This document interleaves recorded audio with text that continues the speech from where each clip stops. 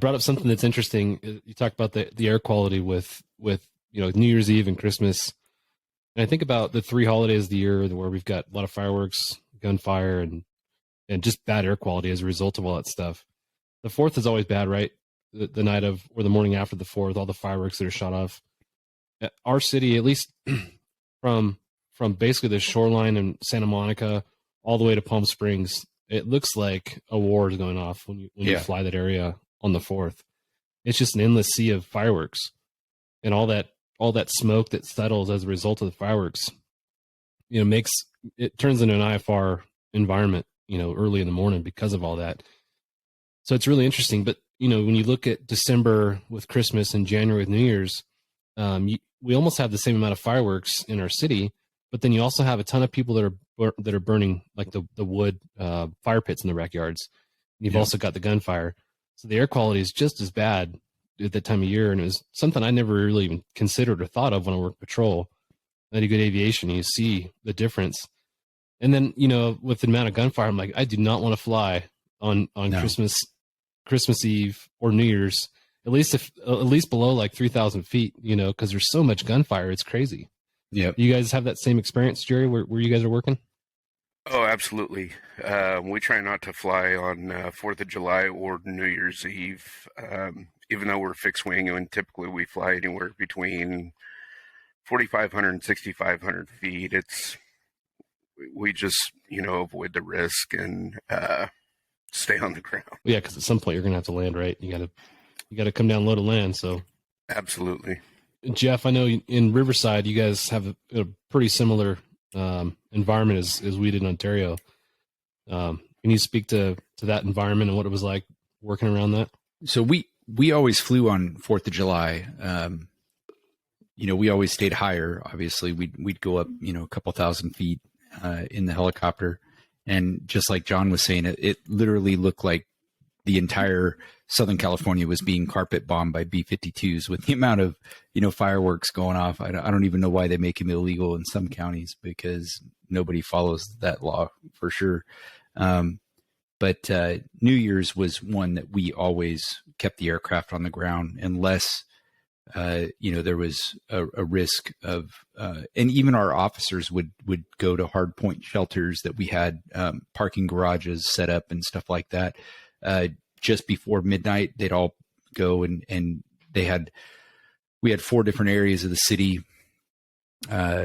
patrol areas. And so they would identify a rally point for the patrol officers. And then our SWAT team would also be deployed on, the full-time SWAT team would be deployed on New Year's Eve. And, of course, just like on 4th of July, you get the 911 calls of, oh, it's definitely gunfire, because I know the difference between the sound of fireworks and gunfire. And so we had a policy that, we didn't respond unless somebody saw someone with a firearm, shooting, and then the SWAT team would respond to those reports.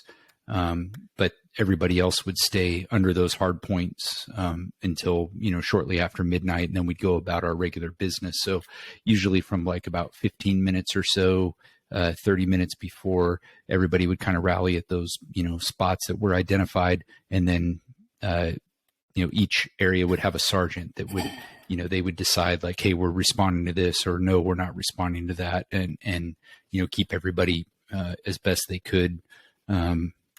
And I just saw on Facebook the other day on, New Year's Day, and somebody was posting, they found, spent rounds on like airfields, next to their airplane when they were going out to pre-flight the next day, stuff like that. So, obviously it's a big problem. It's going to always be a problem. And so I think, there's really no good answer to it other than, fly higher or don't fly at all. And, just wait. Yeah. And like I said, we would keep the aircraft inside and not, respond to anything unless it was an absolute emergency. But that's what we did. For our city, the city council lays out their priorities for the police department, and every year the 4th of July becomes a priority for fireworks enforcement. Our cities, most cities in the county, in the area, don't allow fireworks. They're prohibited, and I think it's $1,000 fine if you get caught with fireworks. And And I think it's a result of all the nuisance calls that come in, and all the nuisance calls that go into the city council's phones and phone lines and the city manager. And so they always spend a tremendous amount of money and resources trying to enforce these fireworks. They're, basically municipal code violations. So every year, because of our capability, we're launching. They want us to stay airborne as much as we can from basically sunset until close to midnight. So we'll launch, and I will have to say we couldn't really do this well until we got Churchill. And Churchill really allowed us to obviously pinpoint the source of the fireworks. You could actually say, what address they were being lit off from. And that really changed our ability to enforce those things. So, we'd be sitting up 3,500 feet, and we just, walk the officers in, and we'd record it all. And it's in the case to the city attorney's office. And man, with that video evidence, it was pretty much a slam dunk, Yeah. But like Jeff said, I mean, everybody's doing it. It doesn't seem to be dissuading anybody.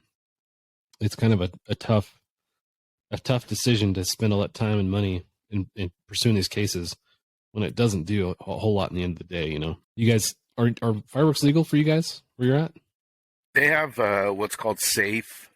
Eric can correct me. I think there's safe and sane fireworks. Safe and sane. No aerial. Safe and sane. Yep. Yep. Yeah, no aerial fireworks But whatsoever. we see hundreds. I know for the of aerial. Yeah. Last year and the year before, our fire department was going out with drones.